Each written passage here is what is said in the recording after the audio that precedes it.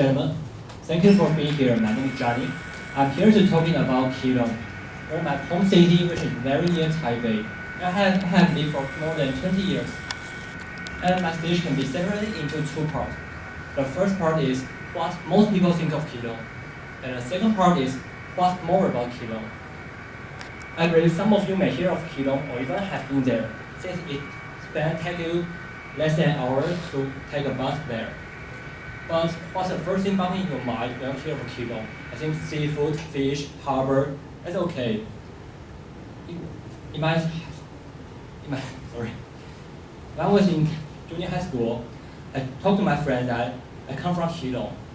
And their feedback often is, "Oh, is your father a fisherman? Or do you go to school by a boat?" That's really interesting. But is that only fishing in Keelung? There's still some harbors in Keelung, like Bisha Harbor or the Keelung Port. And the fishermen go fishing at night and come back at the midnight. And they transport the fresh seafood to the fish market, which is near the Keelung train station. The reason for this arrangement is because in the past, there's a river penetrates from the Keelung Port to the Keelung train station. So the fishermen can stop the boat on the riverbank and sell their goods. However, as the time passes by, the river becomes an artificial land, so the boat can surf in it, but the market is still at the same place. And one special thing for that market is that the market opens from 3 to 6 a.m.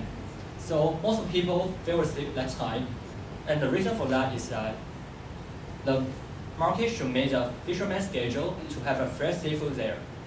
I go there with my mom several times and enjoy some fresh seafood and some sashimi there, which is really delicious.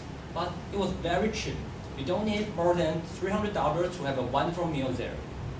So that sounds reasonable to link fish with Keelung. But what's more about Keelung? Keelung still has a lot of fascinating programs. For example, in Chinese we call 中元普渡, which means the ghost festivals. According to Chinese traditions, at the 7th month of the lunar calendar, the gate of hell opens. So the spirit souls of the dead wander around the living. And they are both hungry and thirsty. So at the last day of the month, the people prepare a lot of meal and a large parade with a sparkling lantern which makes the spirit moving through that route instead of wandering to other places. So at that day, the people feel very excited and crowded in the street. And the traffic control was held, so the parents can bring their children sitting next to a road and waiting for a big parade.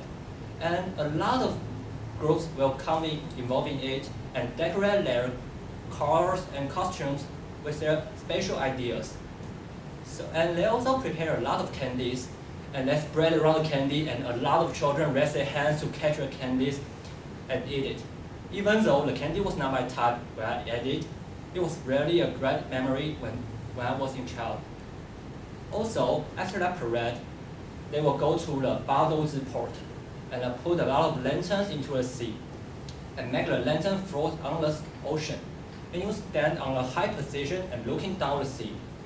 You might see a lot of sparkling points and almost hundreds of it, and moving slowly and become smaller, which was really impressive for me when I first saw it. So all in all, I highly recommend for all of you to go to Keelung and enjoy this favorite event. Also, you can enjoy the previous mentioned seafood after that event. So thank you very much, dear me.